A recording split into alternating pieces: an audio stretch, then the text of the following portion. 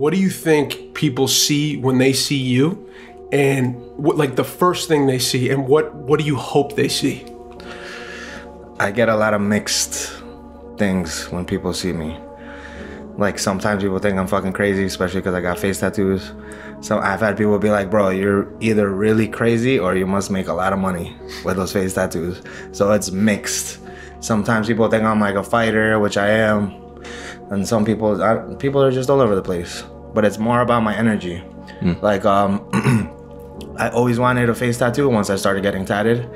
But I'm the receptionist of my gym. So I'm like, fuck. Like, people are gonna get scared, and sometimes my energy is really strong, but whatever, I went through with it anyways. And I made more sales in that month after I got my face tattoo than I did all year. Whoa. Yeah, so to me, it's more about like my energy than how I look physically. Yeah. But you know, first impression doesn't matter until somebody starts to talk, so. What do you hope they see? Well, first impressions, honestly, dude, I don't really care much about what people think about me, so. I don't have any thought of that, like what people see about me. I really don't care, to be honest. That's how. I just hope that once people get to know me, that hopefully they learn something positive in life. Yeah. But as far as what they think about me, I really never cared. I ain't about that wrestling life, bro. I ain't about that laying on top of each other life. What type of life you about? I'm about that punch you in the face life.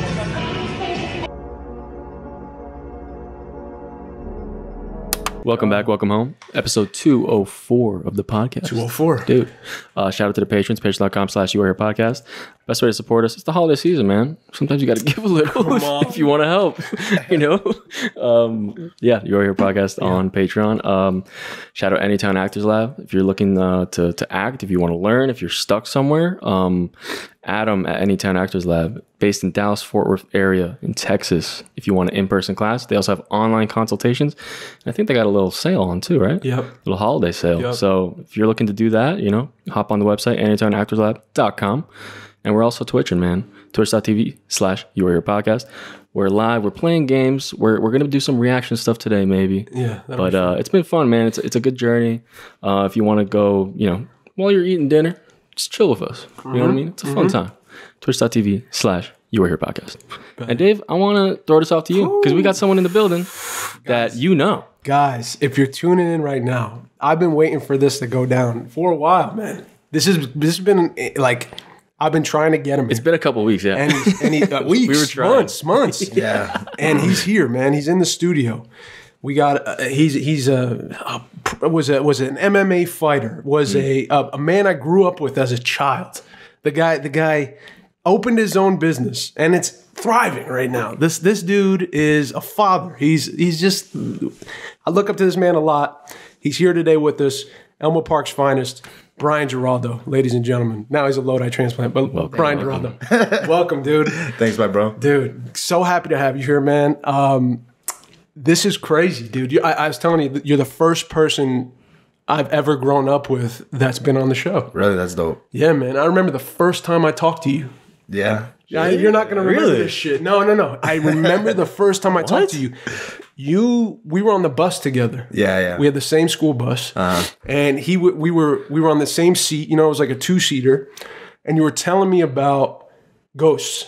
Really? That's fucking funny. Yeah, you were telling me about ghosts and how there was a place, I don't know if it was a family member or something, but a ball was rolling down the steps, and you were like, it was a ghost, and it freaked me out. Oh, man. I remember, I think you were new. That's funny, probably. Yeah, man. But I remember our first fucking conversation together, and now I'm like, we're in our 30s sitting at this table, man. Wild. Crazy.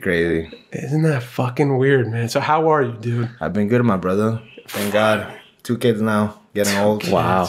2 kids. What's 2 kids. How did you change with fatherhood? Like when you became a father, your first child was born. What changed for you, dog? Like, what's it like being a dad? What changed? I don't think anything changed. I've always been like a very loving person. So it just amplified that. Yeah. But like nothing specifically changed. It just made me what positive traits I had and made them stronger. Yeah. Wow. But as far as if anything specifically changed, no, I don't think so. not for me personally. No. Right on. Yeah, and plus I had a dog before my daughter, not to compare them, but my dog was like my baby boy. You know what I'm saying? That's how it is a lot. Yeah. Yeah, my dog, bro. For me, I would bring that guy everywhere. Yeah. Even to girls' houses. To be honest, I'd be like, I'm bringing my dog or I'm not coming. Yeah. Wow. Doug, So, not that much, but yeah. so we went to Good. school together. Yeah. And we we ran in kind of different circles, I'd say, right? Like, not that we didn't like talk or we weren't friendly, but like we were always friendly. I always felt like kinship and kindness with you, man. But I remember, bro, like you were just someone who you would not fuck with. Yeah. Like, I remember you just beating the crap out of somebody in gym class one day, like just ripping. I never seen someone kicked before like that.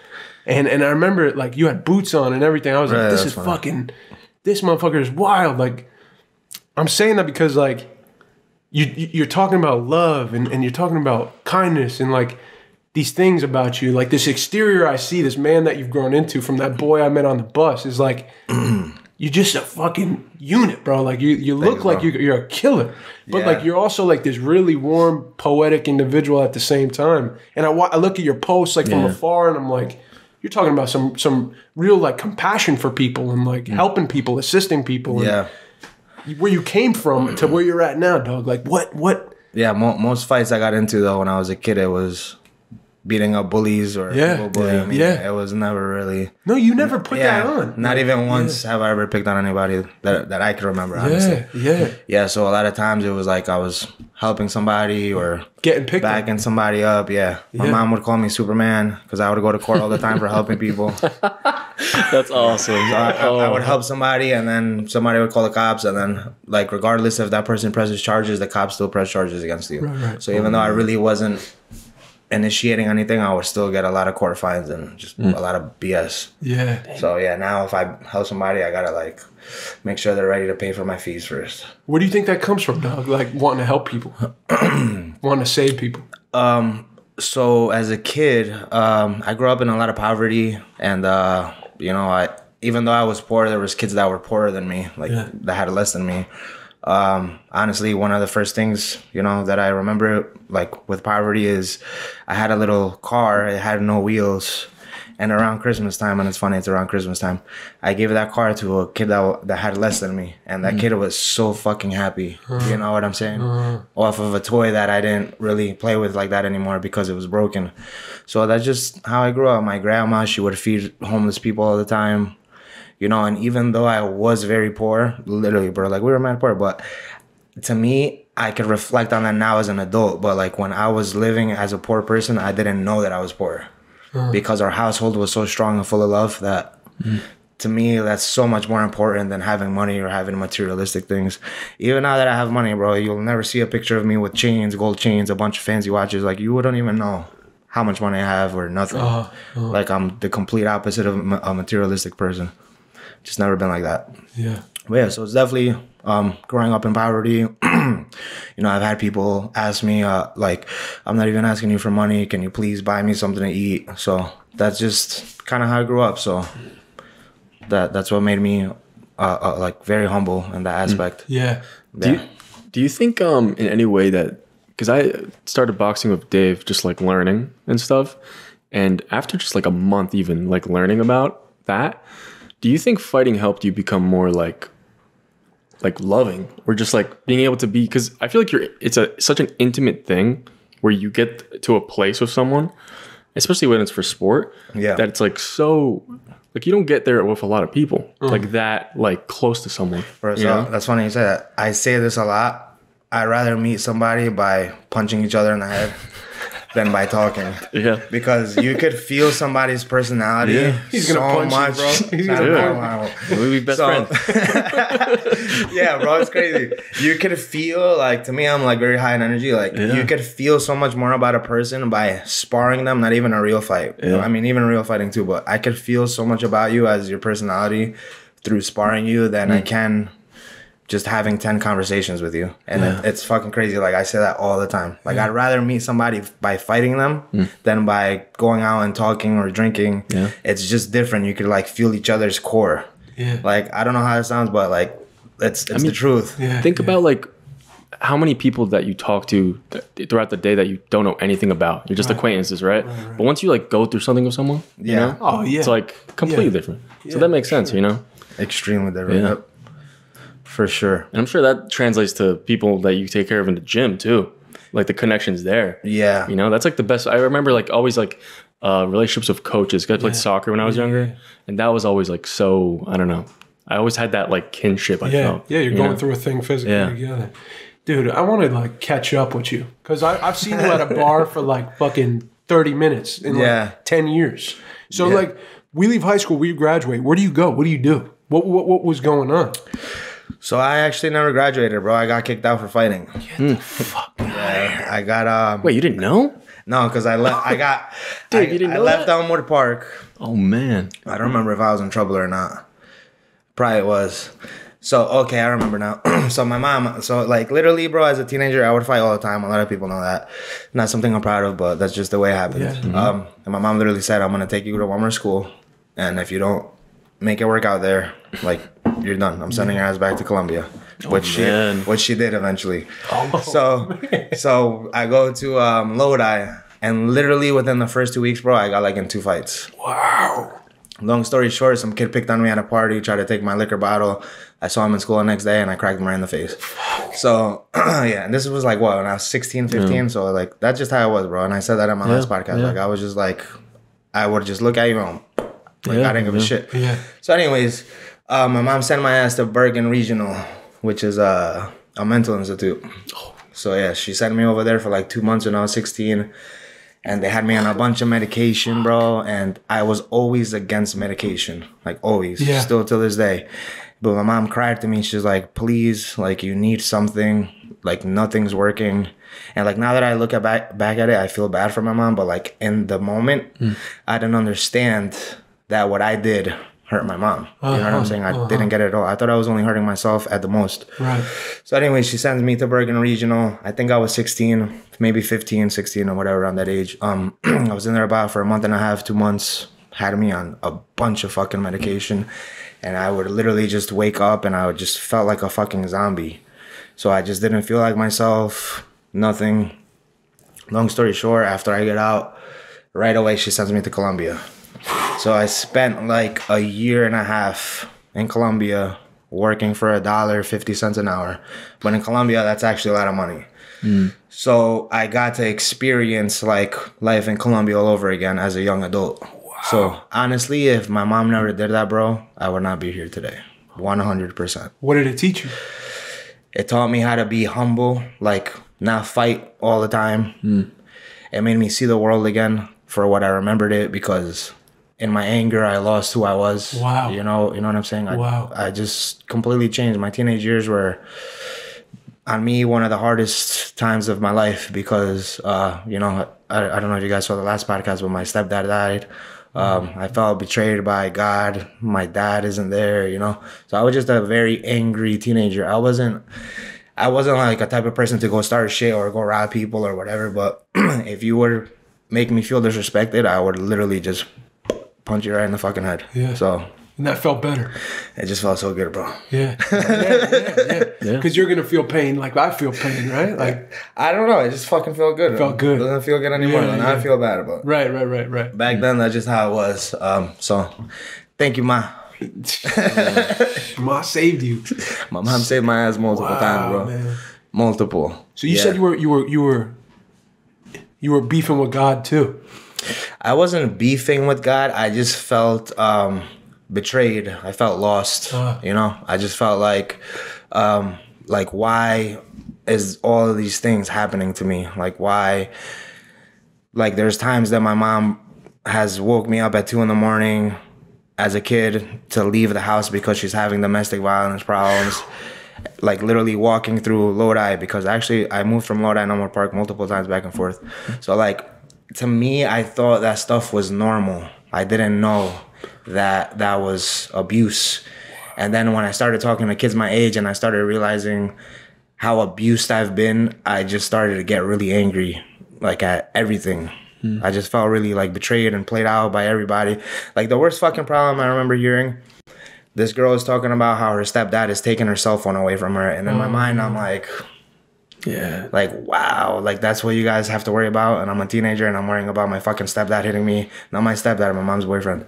So it's just like, it just was so uncomparable that I just couldn't relate. I just zoned out. That's why I would always put my head down in class. I wouldn't talk to anybody. I was just in my own little world. Oh, dude, that's crazy. Dang. I can't believe, like, Yeah. I had no fucking idea. Yeah.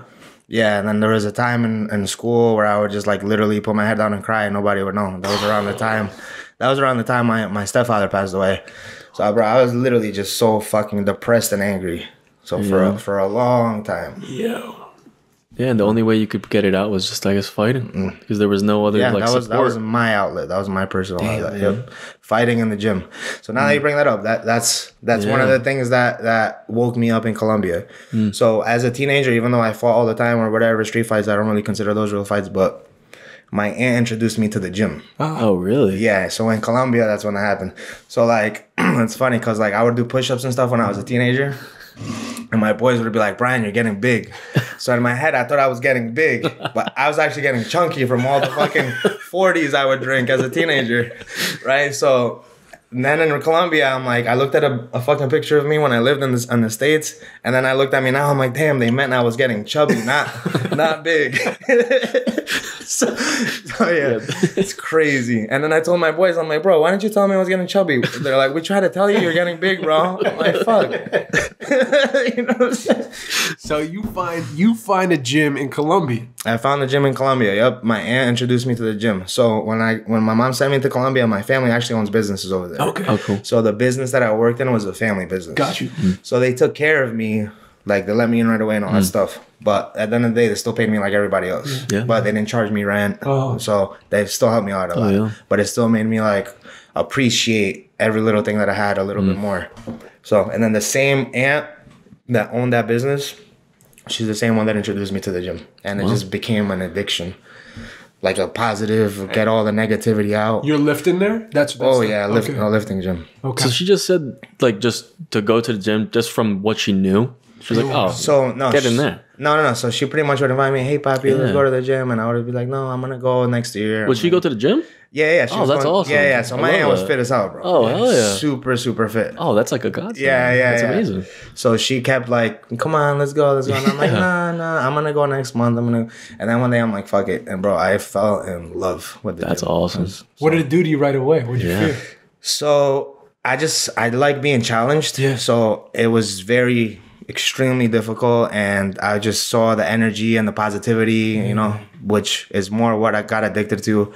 Like the way everybody treated each other in the gym, which not all gyms are like, by the way, but the gym that my aunt sent me to was beautiful as far as positive energy. Let's go, you can do it. So I just got addicted to that environment. Yeah. Growing together. Yep, exactly. Fuck yeah. And then after that, bro, just history. Wow. Yep. Yeah, but let's get into the history. Yeah, you know let's what I'm do it, saying? bro. Like, come on. So, okay. So you're in Colombia, you're going to the gym. You're falling in love with this gym. And now, how do you get back to the States? What's that like? So I think I was there. I know for a fact I turned 18 in Colombia. So Wow. yeah, so I had my 18th birthday there. So I was there for about a year and a half. I changed a lot emotionally, physically. You know, I think I became like a young man in Colombia. So I guess my whole family is telling my mom, oh, he's different. Come see him. Yeah. Wow. So, and actually the funny thing is like a lot of my family, they knew I was a fighter and that I would fight all the time, but they didn't know the reasons why. So they thought when I got to Colombia, I was just going to be a loose cannon and just fucking randomly punch everybody, which was not the case at all. Because even though I was 16, I was, and this is something I haven't talked about, I was actually a very early age alcoholic. Oh, so even though I was in that state, I would outdrink my older uncles, but I would still behave like perfectly and like nothing. So they were like, wow, we can't believe you can handle your alcohol like that. And you're not picking fights with anybody. I'm like, I never pick fights with anybody. Yeah. Wow. So my family started to know me because they haven't seen me since I was like 10, 11. So they didn't know how I was or why I was the way I was. So point of the story, they started to understand that I wasn't a bad kid. I was just, I didn't have an outlet. And, you know, because I don't know what my mom told me or whatever, told them, but they assumed that I was just a troublemaker, you know, and somebody that didn't like anything or love anybody, but that wasn't the case. So, so they helped me out a lot, bro. And then, so I guess they told my mom, he changed a lot, which I did. So my mom comes to Colombia after a few years, and I saw her, bro, and I'll never forget this. I saw her, man, out of the hundreds of people that were there, I'm like, Ma. And, bro, she just starts instantly crying. And she was, like, looking around, trying to find me. Bro, it was fucking crazy. Like, not seeing your mom for 2 years. Yeah, I can't imagine. It was pretty dope. It was a good experience. You're this young man. You're like, you got an outlet. You feel a little... You're making me emotional already, man. Like, it's fucking wild because that says a lot about, like... I didn't fucking know. And I was a kid. Like, I'm not beating myself. I didn't know you were going through shit like that. And But most teachers probably didn't know you were going through shit like that either at home. And you were, I feel like, fucking close, man, to being down a dark road. Bro, there was only, I remember, since you said about teachers, the only teacher that ever asked me what happened, I don't want to say her name on here, but whatever. Beautiful teacher. She still remembers me. I think I was... probably like 7th grade, 8th grade, but she could feel that there was something off with me. And nobody ever asked me, what are you going through? What's going on? And I'm never somebody to just come up to somebody and tell them my situation, right? And again, like I said, I thought everybody was going through similar things than me. I didn't know that I was just one of the few people that goes through this stuff. So she asked me, what's going on in your house? Whatever. And bro, I just I couldn't hold, I didn't know I had so much emotions held up. Like I literally just started like pouring out, crying. She gives me a hug. She's like, oh my God, I'm so sorry. If you need anything, I'm here. So I'll never forget her. Wow. Yeah. Oh man. That is fucking wild. Yeah. Oh man. This is crazy, dude. I feel like I'm in fucking some like movie or something. This is like a wild experience to sit down with you, man. Thank you for sharing with us, bro. Yeah, thank you, man. Okay, so, fuck. So, you're home. Mom gets you. You're coming home. You're back in the States. Are you immediately seeing old friends? Are you like running back to where you used to live? Like, honestly, when I came home, what did I start doing? All I know is that when I came back from Colombia, I was completely different. Like now I understood that when I hurt myself, like by hurting myself, I mean like when I got in trouble by the cops, or even though I wasn't the one initiating stuff, but now I understood now that it also hurt my mom. I didn't understand that before she sent me to Colombia because I was like, how am I being selfish? I'm the only one that's getting hurt. Right? But my mom would always be like, you're selfish, you're selfish, you're selfish. And in my mind, I'm like, how am I selfish? I'm not doing anything to you. But I was only thinking about physical. I wasn't thinking about the emotional stress I was putting my mother through. So after I came back from Colombia, for whatever reason, all that stuff clicked. I think I got a job in construction. So yeah. And actually another thing that I haven't spoke about, when I came back from Colombia, this is one of the things that happened to me. You guys ever seen like police violence and shit like that? Yeah. So I came back already tatted up and stuff, whatever. I have a bunch of criminal mischiefs and assaults as a kid, not as an adult, because I always got in trouble for fighting. It wasn't fights that I initiated. It was fights that I was defending somebody or somebody picked on me or somebody did this. But the court system doesn't see it like that. They just see assault. So anyways, like I said, I was an alcoholic, so I love to drink, right? I remember this one time when I came back, the first time I got in a big problem since I got back. I'm in Lodi. I'm in front of my house on my front porch. We're drinking. We're all underage, right? I'm 18, and I was the oldest one. They were all like 17, 16, maybe 15. Long story short, it's like 2, 3 in the morning on Mother's Day. So it's Mother's Day, 2, 3 in the morning, right? My mom's inside with her boyfriend and my little brother. We're drinking in the front. Somebody called the cops. I don't know who it was. But their complaint was that there was people breaking glass and shit like that.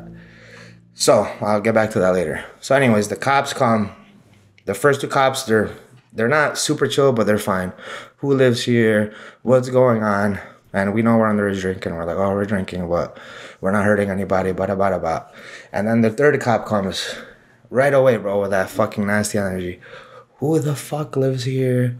What the fuck are y'all doing? So already extremely aggressive. So they target me because I'm the oldest. I go inside to get my mom, and mind you, it's Mother's Day. This guy's literally breathing on my fucking neck. That's how close he is to me. He's bumping me with his stomach. I knock on the door to get my parents. He didn't know I was 18. I think he thought I was 17. And he just fucking, bah, bah, bah. Bro, he hits the door so hard, and my little brother opens the door scared.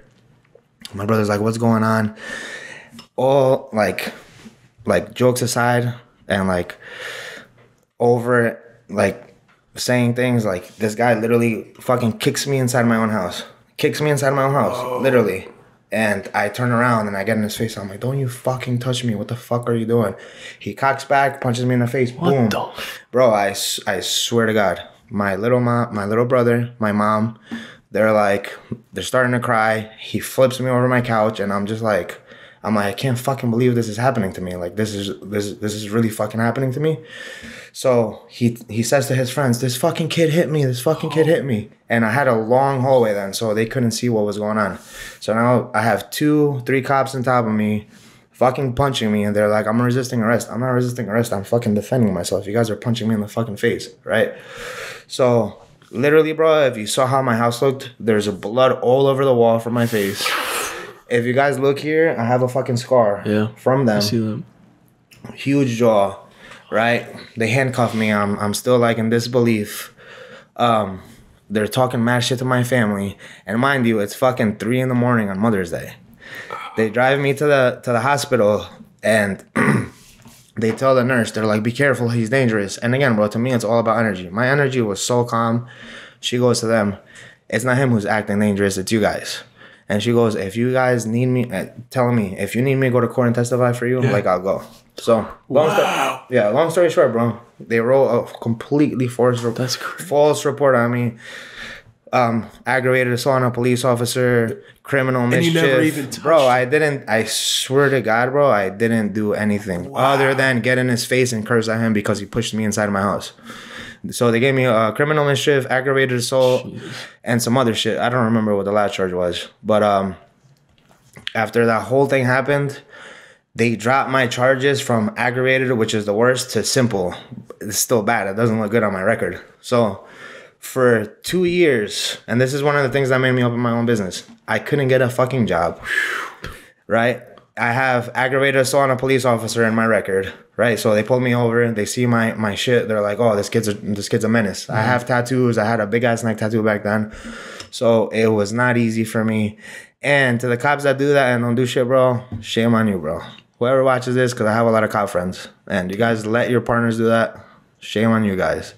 So they let that shit happen to me. I couldn't get a job at fucking McDonald's. I couldn't get a job at fucking GameStop. Like, literally everywhere I went, they would not hire me for whatever. The only places I could work at was hair salons. My mom's a hairstylist, by the way, and construction jobs.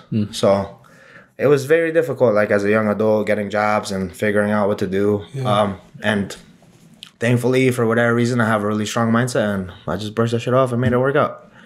But point in the story, that shit is serious and that shit is real. So happened to me. Wow. This is wild, man. Bro, your back's against the wall. Yeah. I mean, your whole life, it seems like, right now. Up until this point in the story. Like, Brian is going through some unfair fucking treatment. And now life's not fair. It's unfair to everybody, But where you're at right now, a lot is on your back. You're back in the U.S. You're facing a charge already that it wasn't even your fault. And you're trying to get work. Now, like, dude, I'm religious. I'm newly religious. I got in touch with God a couple of years ago, and I've been building this relationship with him, and I just tend to see things that way now. Mm-hmm. And when I zoom out and I look at your life, I'm like, man, I just keep fast forwarding to the end, and I don't want to do that yet. But, like, at that point, dog, like, you're thinking, I got to get a job. I got to make something happen. Do you think because if you had shit go your way, if you were the one who was... My mom took my phone away, dog. Yeah. That was your life. Like, do you think you would be at where you're at today? Absolutely not. Wow. And at the same time, like, I see people that don't have problems, right? Like, that have stupid problems, like my mom took my phone away. And I think that in itself is a struggle because you don't understand life for what it really is. You know what I'm saying? Like, you don't have the guts or the core or the drive because your parents made it so soft for you. You know what I'm saying? Right. So that in itself, like, people complain about those type of people all the time, but bro, honestly, at the same time, having everything go your way is not good for you in life, you know, because you need something. What are you going to do when your parents die, when nobody's there? And the biggest issue you had in your life, oh, my parents took my phone away. Like, you know what I'm saying? Crazy. You're talking about blessings in the darkness. Yeah, that is a blessing. Yeah. Exactly. Beautiful. Blessings in the darkness. Yeah, you man. need to have those. You find out who you are. You deal with some fucking and challenges. build some character, bro. The most important thing in life is character. So you're now, because I'm looking at old things that you posted and like I was doing my own deep dive on you, and you're putting up signs in the park, dog, and you're training people out of your backyard, like yeah. one person at a time, like and you're. Is that when you're beginning your MMA career too? You're training? Yeah, this is all at the same time. How did you find the gym that you were like, I'm going to start fighting out of this place, and then I'm going to start my own thing? So I was working out at 24-Hour Fitness, and where was that? It's by Lodi, but it's not Lodi, but it's around that area. So I'm seeing some guy shadow box, and I'm all right. He kind of looks like he knows what he's doing. So I'm like, hey, bro, do you box? He's like, yeah. I'm like, where? I'm like, I need to box. Like, I need to get this shit out. So he's like, oh, not around here, but he's like, they're opening a gym called LA Fitness in Paramus. So I waited for them to open, and when I first got there, I think I was still like 18. I think they were charging like $150 a month. So I couldn't afford it. Like straight, I cannot pay for it. My mom's a single mom. She can't afford it. So I would always ask them, guys, please, let me clean up. Like, let me clean up. Let me do something. I need to work out here. They wouldn't let me. So eventually, I found good jobs, and then I saved my money, and then I went back. And then that's actually the first gym I became a personal trainer in. Wow. Yeah. So you start personal training. So no. So I became as a client, but I was one of the best. I was always there. Gotcha. I would learn everything, and I just caught on quick. But that's the first gym I became a trainer at too. Hey. Wow, LA Fitness. LA Fitness, which actually got bought out by UFC. Oh shit. really? All the UFC gyms you see, they were LA boxing. Not LA Fitness. Not LA Fitness, boxing. LA boxing. Different. Got you. My bad, not LA Fitness. Got you. So all the LA boxings in the past, now they got bought out by UFC. Wow. Yeah. Dang. So I was there for the whole transition. Yeah. So they went from like a boxing setup to like a cage fighting setup. How quick did you take to boxing? How easy was that transition in It's training? not really, and even till today, I'm not the most finesse fighter, but I love to brawl. So like, there's two types of fighters. There's fighters that are point fighters, and there's fighters that just like to fight. You're sparring for Like, I know how to be finesse, but that's not me. I like to sit there, and I like to go back and forth. You know what I'm saying? And the same thing with cage fighting. Yeah. Your sparring footage is crazy. Like Yeah, when I it's watch pretty your sparring footage, it's Yeah. like he's just toe to toe with your boy or something. You're just bashing each other's my head. bestie Sal. Shout out Sal. And he's fighting too. He's the Italian stallion. He's like the Italian version of me. Yeah. No, but it's brutal. But I could tell, like, you're the type of dude who's gonna bite down on your mouthpiece and just go to work. Yeah, that's how it's fun. Wow. So you start training, you're boxing, you learn how to box, you're training people, and then you start your career before you open a gym or your own. So I was there for a long time. I switched around a lot of gyms. I went to Powerhouse Gym, 24-Hour Achieve in Elmwood Park. So I was pretty much all over the place. But after LA boxing, I started renting out gyms. Yeah, so I would say, hey, can I pay you this much and bring in my clients? Yeah. But Brian, when are you training people out of a backyard? When are you training people in a park? What was that? So that was actually after the gyms. Wow. Oh, really? Yeah, because what happened was in the gyms, they try to be so aggressive with me as far as paying rent. So pretty much from one day to another, one of my bosses went from charging me $600 or $700 to train there all day to $1,200 he wanted. And then he only wanted me there half of the day. So I'm like, all right, I think that's a sign to open up my own spot. Yeah. But before I was able to open up my own spot, I took all my clients to the park.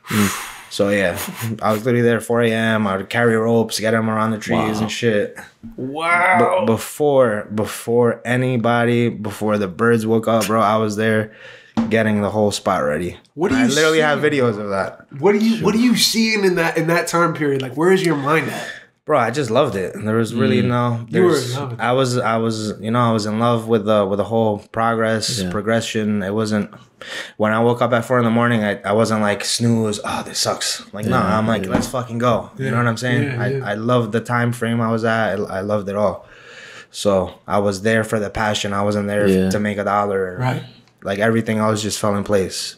Wow. Did you see that like this? Because you were talking about it's getting hard to get. Like you couldn't even get job at McDonald's and stuff. It's like, did you see like this path be like, oh, this is like something I actually like and I could actually work at? Yeah. So like when I reflect back, I see now. First of all, everything I do, I give it 150%. Yeah, I can see that. If I went to McDonald's, I probably would have been a fucking manager in McDonald's, and I probably never would have opened up my own spot. So thank God all those doors were closed for me because it allowed me to do my own thing. Because I always, like I said, I always do it all or nothing. That's just the way I am. Yeah. So that's a good thing I didn't get hired. Because you know what? It's this mentality that's like you turn a negative into the positive instantly for you. Yeah. I think that's what you do, and like I don't think everyone can do that, or maybe they can get to that point. Yeah, it took a long time. It took years. What do you think is like the best way for someone to like learn? Because I feel like that's a skill for life, man. You know. So I don't have any like specific way. All I know is like all energy is transferable. Yeah. Any energy you have, even in science class, they say you could turn this type of energy into this. Like no energy ever dissipates. So I had so much negative energy in me. I was able I don't know how I did it, but I was able to flip it into positivity. Yeah. There's a word for that. I think it's called transmutation. Yeah. What the fuck? I got you, yeah. Dude, you just blew my mind, bro. Hold up. Yeah, but a lot of people do that, you know, a lot of successful people. Yeah. So is there like a step 1, 2, 3? No. Yeah, because one thing I really realized growing, you guys are a little bit older than me. I'm 26. Yeah. I love having friends that are older. I think I surround. I've always been like that too. Bro. I surround myself around people that I'm like, oh, I can get the early start, the early jump. Yeah, you know, I learn everything. That's how. Because you know what it was? That was my brother. My brother's 3 years older than me, and he would always like mess up, and then I'd be like, okay, I don't have to do that, or I would mess up and he would get in trouble for it or something. Yeah, you know. So I had this like little pillow, but like what I learned growing up into an adult now, when like you actually have more responsibilities, is like there are so many, like everywhere you look can be a problem if you really think about it. Oh, for sure. You know, like you can take care of one thing, something comes up, you take care of it, then you're like, oh, but there's this other thing. You know what I mean? But it depends. Like you can choose to what you want to look at. You could turn away from this problem if it's not, you know. Yeah, exactly. Like you can choose what you are looking at, you know, what to look at only positive things, you know, and like turn something into a positive. That's like right. You always have the choice. That's right. Which I think is important. Dog, 100%. Is what I learned. Bro, I just read this quote, Carl Jung. He's like this writer, his philosopher. This was yesterday, dog, and he just said this. This is crazy. He said, no tree can grow to heaven unless its roots reach down to hell. Ooh, and I think that you just kind of said that. Like you're talking about learning in the darkness, you know, taking the things that you went through as blessings, and you gained perspective and understanding. My life, I don't even think I didn't think I became a man until this year. Like when the foundation of my life dropped, and I thought I had all these little cushions, and all the cushions got fucking ripped from me, and then it's just you. Yeah. And by the way, you're married. And by the way, the rent's got to get paid. And nobody's fucking paying it for you, dog. Like, you got to go out and figure out what you're going to do with your life. And that was my it's nothing, not comparable, but like that was my thing. And I have family shit and all this other stuff. But I'm grateful for those things, man. Yeah. Like, they really taught me a lot about who the fuck I am. Yeah. And I don't know, my roots are in hell yet, but like the way you described what you went through, dog, it's like, you're looking at this like you've been to the depths of a place, and now you can say, I'm waking up at 4, motherfucker, and I feel good, and I'm gonna be at that park with the ropes and my clients showing up before the birds wake up, and like shit feels right. I'm going somewhere. But you know what I tell my clients, bro? Like, it doesn't matter what time you wake up. Waking up just sucks. It doesn't matter if you have to wake up at 10 in the morning, at 11 in the morning, 12 in the afternoon. Because if you're waking up at 12, you're probably going to sleep later. Just waking up fucking blows. So just get used to waking up, bro. That's it. That doesn't matter if it's 3, 4, or 5. Just get used to waking up. Today I just saw Joe Rogan doing the cold plunge. Oh, bro. I was like, I need that. Bro, that shit's I'm gonna. dope. I need to do it. I've done it. I need when to, I used to just fight, in the I morning. actively did it, but now I've been slacking. I need it for a morning, you know, Yeah, just yeah, to yeah. like be like. 'Cause You're- that's the Bro, thing. You gotta- wake up, it's like, just jump in. You got to jump in. You got to face some kind of That shit- adversity that shit's early, good, though. man. Yeah. Yeah. It wakes your body up, wakes your Yeah. fucking senses up. It literally, once you get out of that, you feel like brand Yeah. new. I'm not going back to bed. Yeah, right? No, I'm up and this shit hurts and I'm ready to go. It's the next thing. I do the cold shower. That's nothing like it. It's not a fucking Yeah. ice bath. I did this thing called Man of War. You guys ever heard about it? No. No. So they get these bunch of men, right? So you have to have a reason to be there. They interview you. It's a bunch of military guys, police officers, like honestly, all type of guys. So it's a 5-day boot camp. Pretty much, they wanna beat your ass down to build you back up again. So for me, one of the things I went through in life these past 2 years, I lost my fire, right? And the reason I lost it, one of the main reasons is because of the hormones, right? So I just have been a little off. So I wanted to find myself again. So I took this 5-day camp. They fly you out to Florida. Bro, they wake you up at 4 a.m, threw us in the fucking water. I'm talking about the cold plunge, bro. That shit was crazy. Crazy. But honestly, I thought it was going to be so much more physically difficult than it was. Yeah. It was more like a mental fuck, bro. Oh. Like one of my things, I'm horrified of heights. Like, I'm Yeah. so I hate scared it of too. heights, bro. Like bad. Yeah. So I was the only MMA fighter this round. They get usually about 15 to 30 guys. And literally it's like a 40% drop rate. So I made it through. But anyways, so I destroy it in the MMA part. They have like a boxing part where they put you in a circle.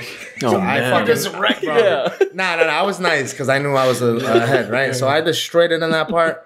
And then that night they're like, "Who's afraid of heights?" And I don't lie. I don't care. I'm like, Me. they're like, "Of course the MMA guys fucking are afraid of heights." I love it. They made us do what do you call that when they tie a thing to you and the string from tree to tree? Oh, the zip line. Bro, the zip, bro, I was freaking out, dude. no. I'm like holding onto the tree like this. It was crazy. But guys, I recommend it to any guys that want to reignite your fire or do something crazy. Ooh-wee. So Dave, that's the only thing we can do to beat him is put him up really high. All right, that's all we can do. Put the ring in the sky, dude. Maybe I'll get scared. Bro, it's dope. It's dope. Wow. So you conquered your fear. Yeah, I mean, I'm still scared, but I definitely, I know I can if I have to.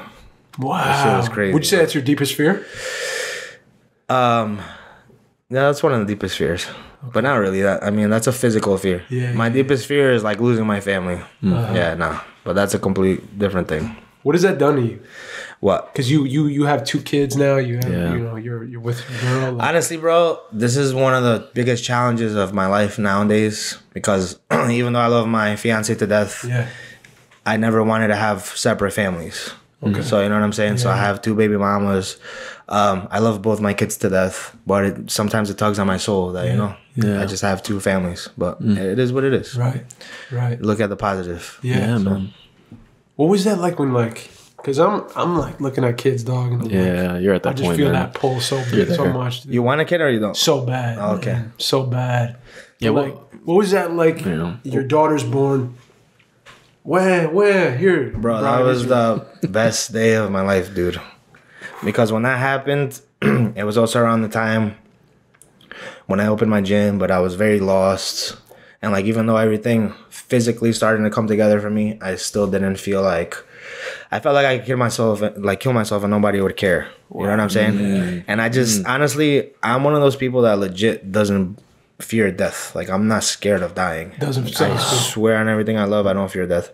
I actually used to suffer from anxiety attacks, like bad anxiety attacks. Like I couldn't breathe and I would have to go to the hospital. Yeah. And I beat the anxiety attacks by getting rid of the fear of death. Because if I don't fear death, what am I getting an anxiety attack over about? You know what I'm saying? Because an anxiety attack is literally when your body feels and it tricks you into thinking you're dying. And it releases its adrenaline and it releases a bunch of hormones. So now that I don't fear dying, Wow. I don't get anxiety attacks anymore. I do suffer from anxiety and like stuff like that, but I don't get anxiety attacks anymore. So it's completely different. But anyways, point of the story, I used to get anxiety attacks and stuff, and I just, even though I like overcame a lot of stuff in life, I just I just don't like where humanity is going, and I think deeply. Like, I don't just think of like present problems. Like, I think of problems of humans and like, what the fuck are we doing as a human race? So like, I get very deep in my thoughts at night, and I'm just like, I don't want to be here. So my daughter made me like grounded again, and like, you know, want to be here. Yeah. Wow, dude. Oh man. Wow. Yeah. What is that? So bro? beautiful having a kid. Yeah, Yeah, that is man. beautiful, man. She grounded you. Yeah. She grounded me again. Thank God. Thank God. Like, me and my ex were going through a lot of things at that time. Yeah. And I just prayed to God. I'm like, please, like, just whatever you do, just let me have this kid. Yeah. You know what I'm saying? Yeah. So How did you get over the fear of death, dude, if you don't mind me asking? I just like, I'm very spiritual now. I don't know how. I just always been, even as a little kid, I've always been a deep person.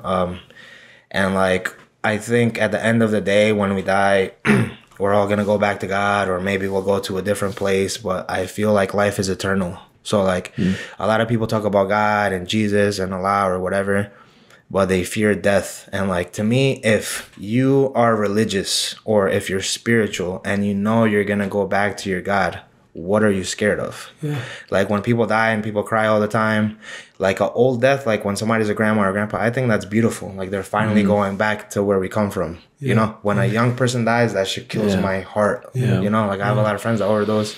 I feel like they never went through understanding a lot, so that shit kills my soul. But like, when you have a beautiful life, when you have a nice life and you finally die, I honestly see that as a beautiful thing. Like, you're going back, you know?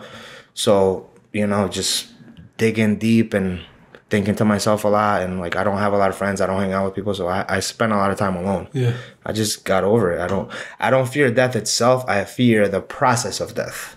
So like, bleeding to death, I'm gonna be scared. Drowning to death, I'm gonna be scared. Burning to death, I'm gonna be scared. You know what I'm saying? Falling but to like, death? the overall picture, it's part of life. You know, I don't. Yeah, like, you're living day to day, like, you're not fearing death. Yeah, you know, no, like, I don't. obviously, if you have a terrible accident, Yeah, it's gonna be scary no matter what. Yep. So the fear of actually the process of dying is there, but like, death itself, it doesn't scare me at all. Like, zero. Wow. Yeah, like, where you go, and No, I know bro, you have. I believe in God. You've been bro. working on that, man. Yeah. I wish that hopefully I meet my family again, or wherever we go, the same energies. You know, I think about that stuff, but like, it's not a place specifically to you. Like, you don't see a specified, like, you don't follow a book. You don't follow a list of rules or a certain. I feel like a lot of people believe in heaven and hell, and I personally believe that place is here in your mind. Like, you can make heaven on earth, you can make hell on earth. Got you. And like, a lot of people use hell and heaven as an excuse to do what they do. Like, I don't have that. My mom's Christian. I believe in God. I believe it's better to have a religion than not to have anything at all. You know, but I'm not religious. Gotcha. Like, I don't have any Christianity or Catholic, Muslim, nothing. I fall in that too. Yeah, just like a spiritual something. Yeah. But I think I relate to that too. That the death I don't fear as well. Yeah. You know, like, I don't like think about it. Everyone, you know, I'm very like, if I get to that point where I'm 90 and I, you know, just fade away and I can continue on, You accept it. Yeah. It just fucking crushes me still, dog. I still suffer even when it's someone older. I still say, fuck. I just wish I could see you. Yeah, it hurts a little bit, but like, deep down inside, I know they're fine. Yeah, you know what I'm saying? Yeah. I mean, the last like really big death in my life was my great grandma. She raised me. You know what I mean? Yeah. And when she was like 92, she was saying like, "Oh, when am I gonna die?" You know. So I'm like, you know, I'm like, my grandma was like that too, right? Yeah. So I'm like, I guess, you know, right. when I watched her, like, I did cry, but it's like, okay, you know, she wanted to, you know, keep going on. Right on. You know. Yeah, like, remember when I told you guys my mom sent me to Colombia? Yeah. So my brother came shortly after, but on vacation, and I got to meet all my great grandmas. So thank God, because my parents that's had me awesome. so young, right? Yeah. So this one was the last one that was alive. Wow. So my great grandma was like, finally, this is the last thing I needed before I died. Oh, yeah, man. And I think like a year or two later, she passed away. But again, that one was a beautiful one to me. Like, I didn't, you know. And one of the bad things of knowing so many people, bro, I experienced death so much. Yeah. So it is what it is. How old were your mother and your father when they had you? My mom was 17 and my dad was like 19. Okay. Yeah. Early. Wow. So kids raising a kid. Yeah, man. Because they put me through a lot of shit. Yeah. Yeah. What do you do now that you learned from your mother and your father that you bring to your children's lives? Like not twos or... It's not me, it's my mom. Your mom. So my mom had so much practice with me that when I try to reprimand my daughter, she's like, Papi, don't do that. Like, man, he used to do it to me all the time. Leave me alone. Yeah. Is it cool to see your mom with your kids now? Like, Oh, bro, it's beautiful. Yeah. But yeah, it's funny. dang. I'm like, Ma, the things you used to do to me, and you're complaining about a little slap. Like, come on. the wooden spoon you used to break on me, yo. Like, Bro, see what? that? Yeah. Wow. Okay.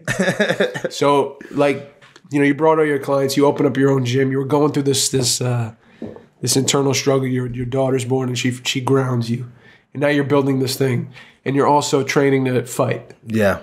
Is it cool if we talk about this? Of course, hell yeah. Oh man, so you got your mindset. I'm gonna be a fighter. Yeah. I'm gonna be a fighter. What was that freaking like, Brian Giraldo? Like you're training to be a professional fighter. You're going out and you're having your first few amateur fights, and you're doing fucking well. Mm-hmm. What's up? Like how did that go? Like what was that like? So my fights went really good. The only fight I lost was my first fight. I actually lost my first MMA fight. Yeah, which, I mean, I can sit here and argue all day, but it is what it is. Decision or what was the It deal? was Sounds a like decision. decision. Yeah. So literally, if you watch the video, I was literally running after the kid. Like he literally turned around and ran away from me. But whatever. The what do you call it? Not the referee didn't like my coach, but whatever. Anyways, I lost my fucking fight. I accept it. Then I went to win like 9-10 fights in a row. Yeah, like between boxing, I won the Golden Gloves. Wow. And yeah, most of my fights I won by TKO. I won like 2 boxing TKOs. MMA, I don't think I got any TKOs, but I was 150% the most aggressive fight. Every time I had a card, I was the most aggressive fighter. You know what I'm saying? Yeah, like yeah. the promoters would come up to me and be like, bro, I love to watch you fight because I don't like to hold people. And even though I practice jiu-jitsu, and no disrespect to my jiu-jitsu friends, like I literally have a video of me saying I hate sitting on top of people. Like, bro, I'll come in here to punch you. If I want to sit on top of you, I'll go do some grappling tournament.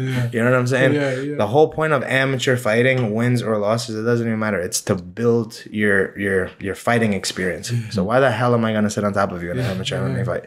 Anyways, so I go to win a lot of fights. I don't even know if my daughter was born at this point yet. Wow. Okay. Because my daughter was born when I opened my gym, but Okay. I had the fights before I opened the gym. Got you. So I'm winning a lot of fights. You know, I'm building a local name to myself. A lot of people know me. A lot of people know me as an aggressive fighter. And I'm just looking at the pro fights, and I'm like, dude, I know I could do a pro fight. Like, there's no way I can't do a pro fight. So I keep telling my coaches, come on, let's do it.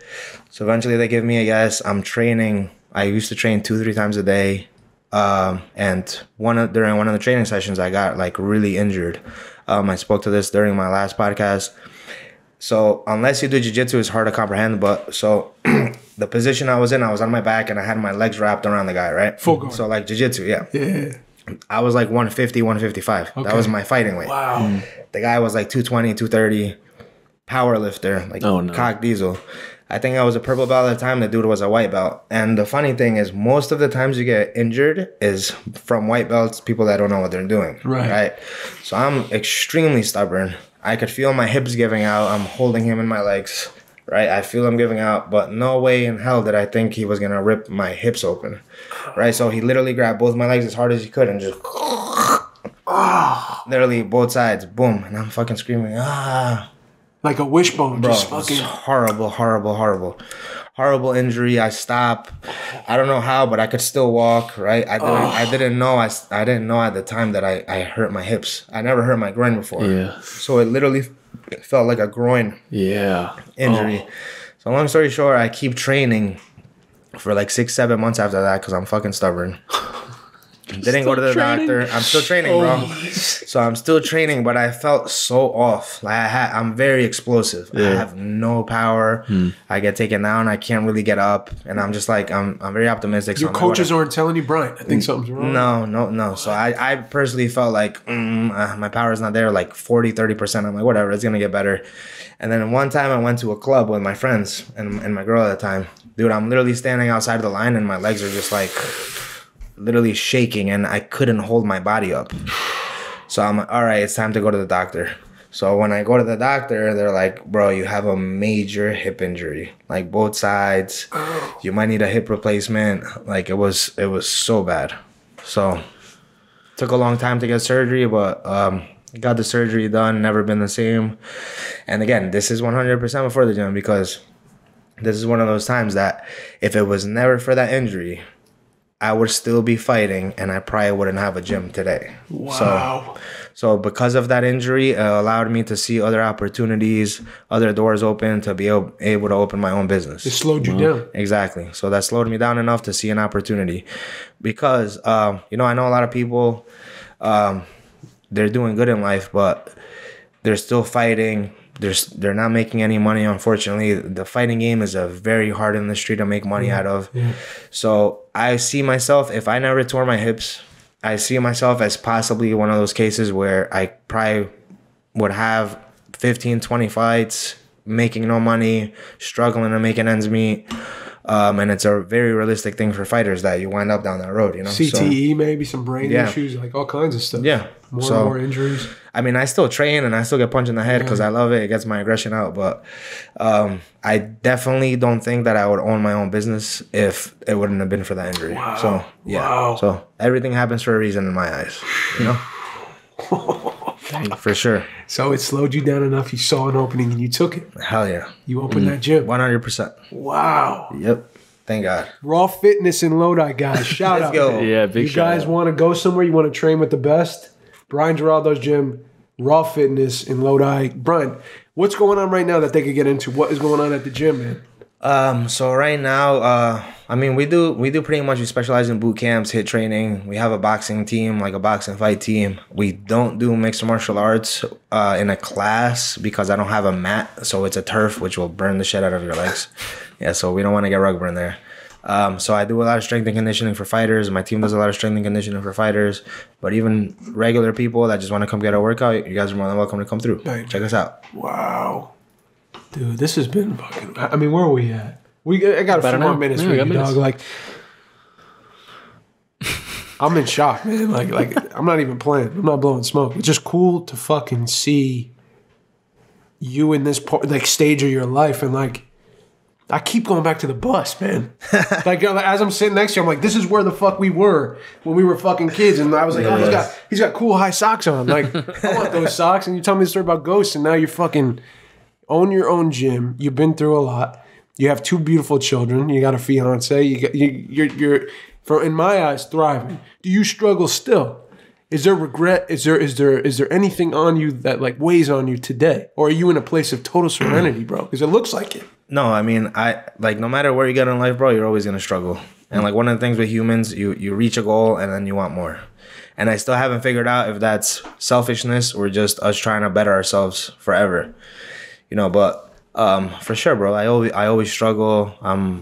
But like in a struggle kind of way that I want to get to the next level, and I want to get to the next level and the next level, not in a struggle of way where I can't eat, or you know what I'm saying? Yeah. So yeah, there's always struggles, and always in life when you level up, there's gonna be the next hurdle. But I just know how to get through it better. How'd you get through COVID with all the shit? Bro, COVID was definitely hard. Yeah, that shit was tough. I mean, it almost killed you. Part of your business. So what COVID did to me personally, it pretty much put me in debt. So I was debt free, and now because of COVID, I'm literally over 100K in debt. God damn. Yeah, maybe even more, to be honest. But thank God the bills pay. Yeah. But it's still something that, in my eyes, should have never happened. Yeah. It is what it is. The town was trying to hold you guys back, huh? Yeah, or at least have like a way to not have someone dead. Yeah. Because COVID for gyms and bars literally closed us down. So they made me responsible to pay the bills. But you closed my door, so there was no loan from the government to get to your business? So the whole thing with the loan thing, like a lot of people don't know, they give you a loan, but the interest is crazy high. Yeah. So it's they advertise it as 2 or 4%, but 2 or 4% reoccurring every year. So that's great. It's the same thing as a house loan. That's good. So usually you take a $200,000 house loan and then you have to pay back $400,000. Right. So they did the same shit with COVID. Wow. So it's not a 2% overall; it's a 2%.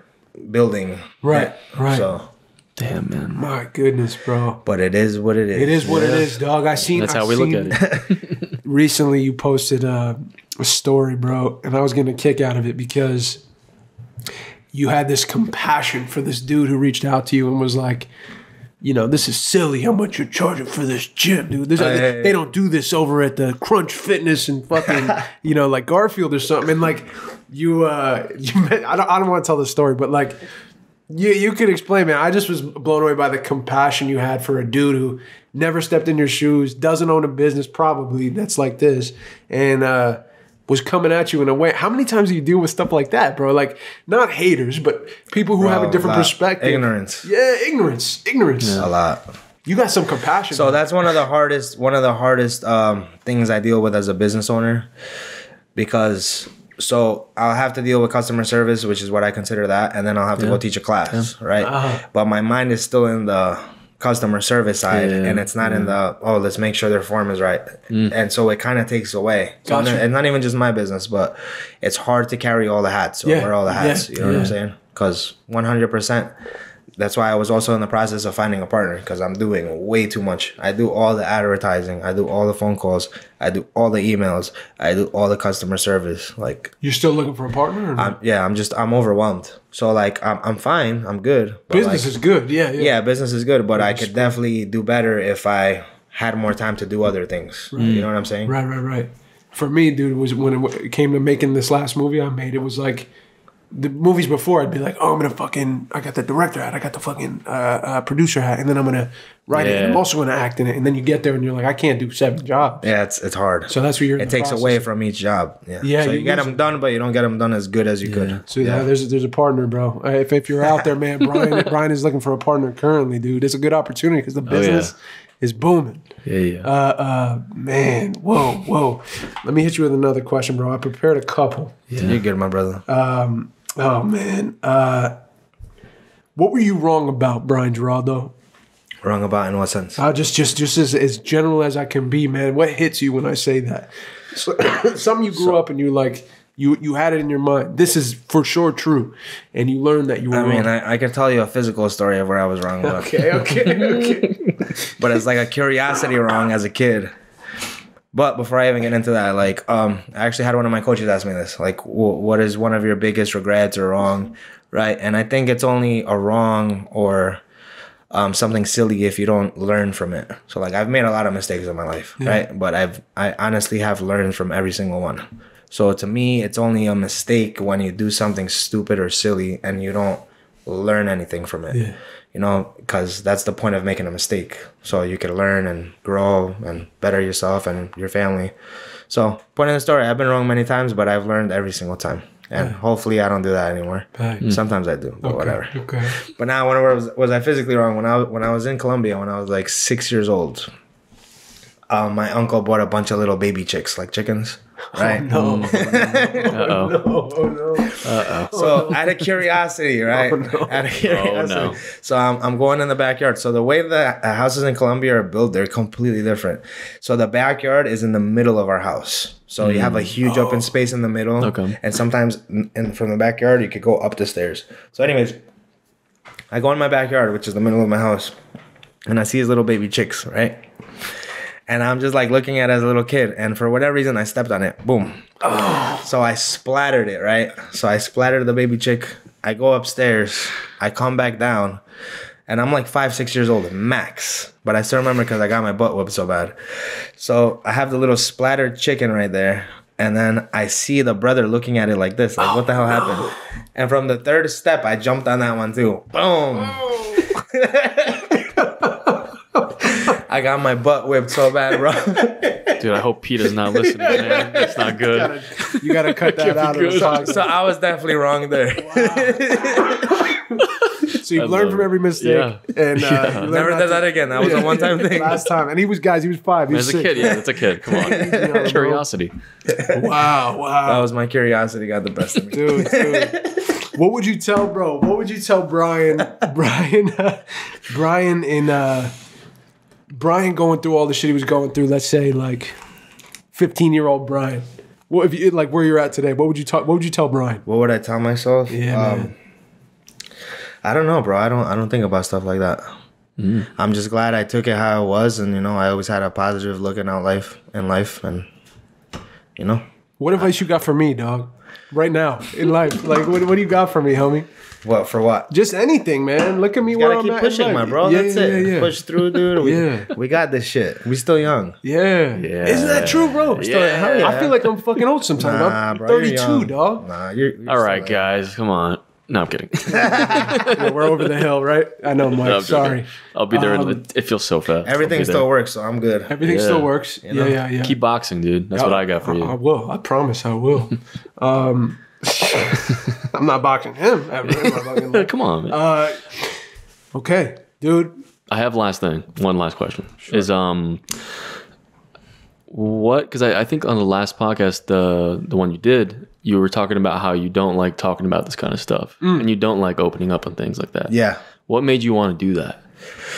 So I actually I met some people, right? I was helping kids for a while. I actually didn't even tell anybody about this. Oh, man. So I was helping kids with like anger or kids that are just troubled. So I was driving out to a place where the school would pay for the kids to come in. I wasn't making any money. I was just donating my time. Yeah. So the kids really got attached to me. Like they just feel my energy, and they just really wanted to know more about me, and they could just like, it seemed to me like their life felt a little bit better with the hour they spent with me. So I have people ask me about podcasts all the time. Yeah. Like literally all the time. Like not even before they brought at least 50. Oh man. Right? But I get really shy, and I'm not a self-centered person, so I don't like to talk about my life. I get really uncomfortable. So I'm trying to break out of that shell. And because I made such a difference in the hour I spent with those kids, I think they were all teenagers. Yeah. I'm like, maybe it's time that, I open up and let it out.